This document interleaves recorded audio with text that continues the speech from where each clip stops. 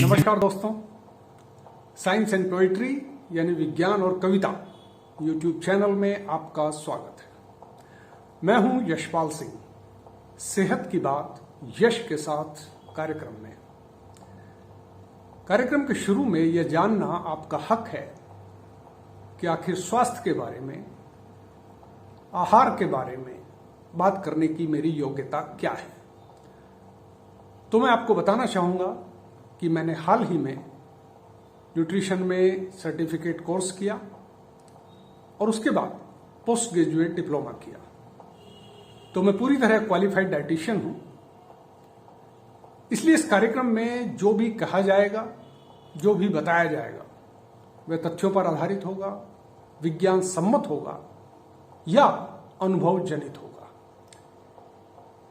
इस कार्यक्रम में भोजन और जीवन शैली केंद्र में रहेंगे। तो शुरू करते हैं भोजन से। सबसे पहले हम ये बात करेंगे कि आखिर भोजन का हमारे जीवन में महत्व क्या है और संतुलित आहार क्या है। अगर मैं आपसे पूछूं कि भोजन हमारे शरीर में क्या काम करता है, तो आप में से ज्यादातर लोगों का यही जवाब होगा कि वो हमें ऊर्जा प्रदान करता है, एनर्जी देता है। और आप गलत नहीं है दोस्तों। अब से 100-120 साल पहले भोजन वैज्ञानिक भी यही मानते थे कि भोजन हमारा बस ईंधन है। इसलिए जिस भोजन में जितनी ज्यादा कैलोरी मिले उतना अच्छा ही वो भोजन है। लेकिन वैसा है नहीं। अगर वैसा होता तो कोई व्यक्ति एक दिन में बस 250 ग्राम घी या तेल या 500 ग्राम चीनी खा ले तो हमारी ऊर्जा की आवश्यकता उसी से पूरी हो जाती है। दरअसल बात इतनी सिंपल है नहीं, वरना हमें भोजन के विभिन्न पहलुओं या संतुलित आहार क्या होता है उसके बारे में जानने की, चर्चा करने की कोई आवश्यकता ही ना पड़ती।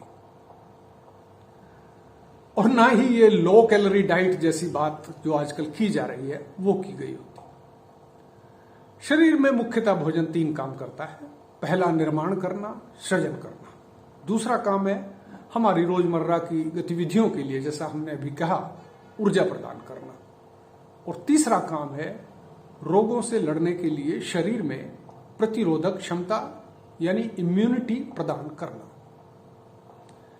निर्माण की या सृजन की बात करें तो इसमें तो कोई शक की बात नहीं है, कोई शंका नहीं है कि यह पूरा शरीर जिसे हम देख रहे हैं, महसूस कर रहे हैं, छू रहे हैं, वह पूरे का पूरा उस भोजन से आया है जिसे हमने अपने जीवन में अभी तक ग्रहण किया है।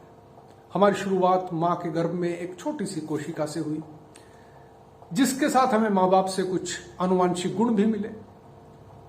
और उसके बाद जितना भी 50 किलो, 60 किलो, 70 किलो या 100 किलो हमने इकट्ठा किया है, वह सारे का सारा हमारे भोजन से ही आया है। क्या आप अंदाजा लगा सकते हैं कि एक औसत आदमी जिंदगी में लगभग कितना भोजन करता है?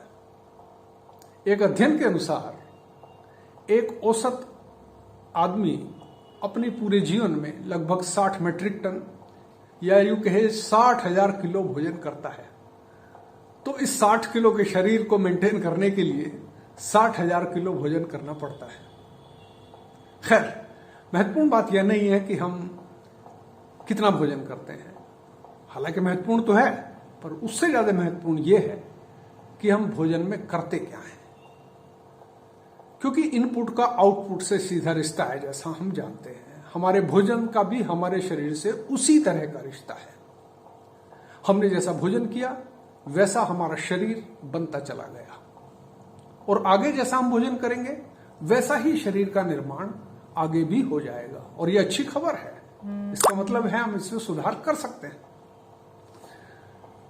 निश्चित ही इस निर्माण की आवश्यकता तब सबसे अधिक होती है जब हमारा शरीर बढ़ रहा होता है, ग्रो कर रहा होता है, बच्चे से बड़ा हो रहा होता है आदमी, जब बच्चा जवान हो रहा होता है, जब शरीर अपने पूरे विकास को प्राप्त हो जाता है, तो फिर यह आवश्यकता थोड़ी कम हो जाती है। लेकिन कम ही हो जाती है, बंद नहीं होती। क्योंकि हमारे शरीर में लगातार पुराने जो हमारी कोशिकाएं हैं, पुरानी जो सेल्स हैं, वो टूटती रहती हैं, विनाश होता रहता है उनका, और नई कोशिकाएं पुरानी कोशिकाओं को रिप्लेस करती रहती हैं, उनकी जगह आती रहती है। जैसे हमारी त्वचा है, उससे लगातार डेड सेल्स आप सभी जानते हैं विसर्जित होते रहते हैं। ऐसे ही शरीर के जो हमारे भीतर की कोशिकाएं हैं वो भी नष्ट होती रहती हैं और नई कोशिकाएं बनती रहती हैं, निर्माण होता रहता है नई कोशिकाओं का। एक औसत शरीर में लगभग 15 लाख करोड़ कोशिकाएं होती हैं और लगभग 5 से 10,000 करोड़ कोशिकाएं प्रतिदिन नष्ट हो जाती हैं, रिप्लेस हो जाती हैं। कुछ कोशिकाएं ऐसी होती हैं जिनकी आयु सिर्फ 1 या 2 दिन होती है, वो 1-2 दिन में रिप्लेस हो जाती हैं। जैसे हमारा पाचन तंत्र है जिसमें भीतर की लेयर है, तो वो 1-2 दिन में ही रिप्लेस हो जाती है। कुछ महीने में, कुछ साल में।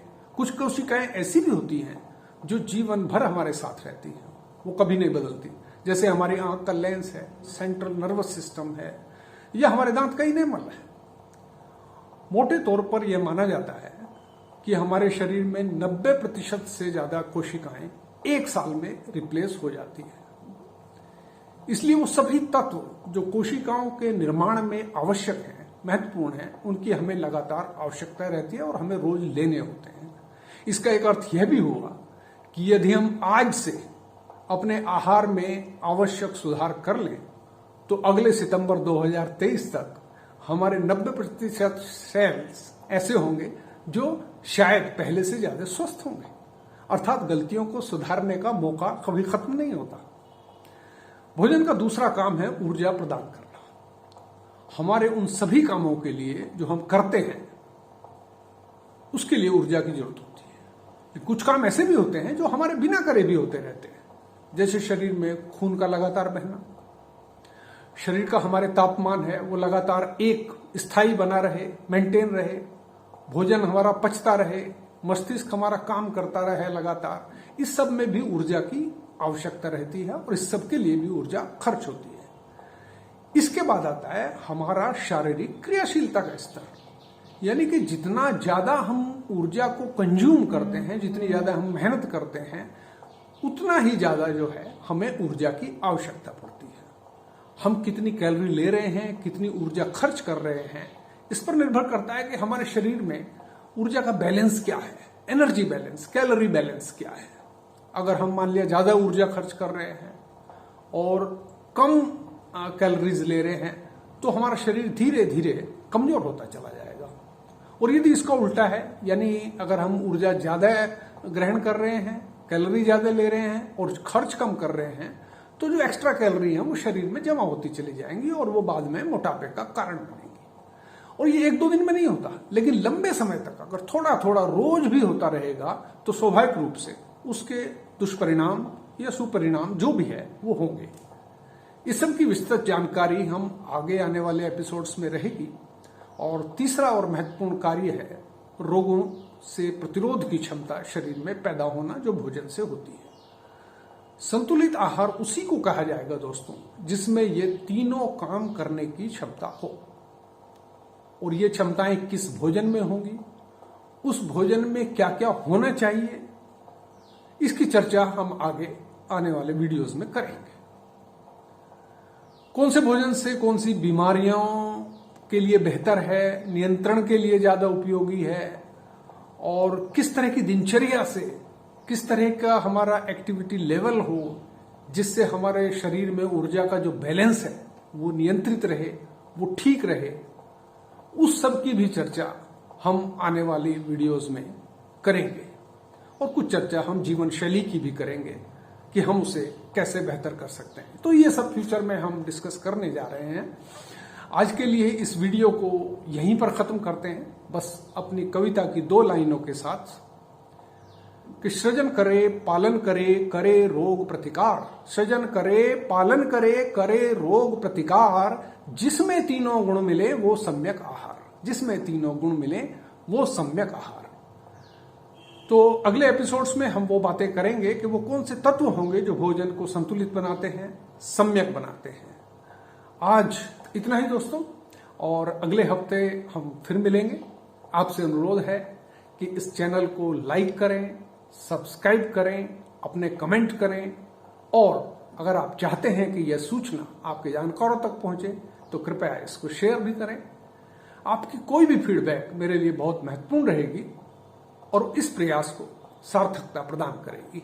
आपका बहुत बहुत आभार दोस्तों, आपने समय निकाला, इस वीडियो को देखा। अपना प्रेम बनाए रखें। बहुत बहुत धन्यवाद।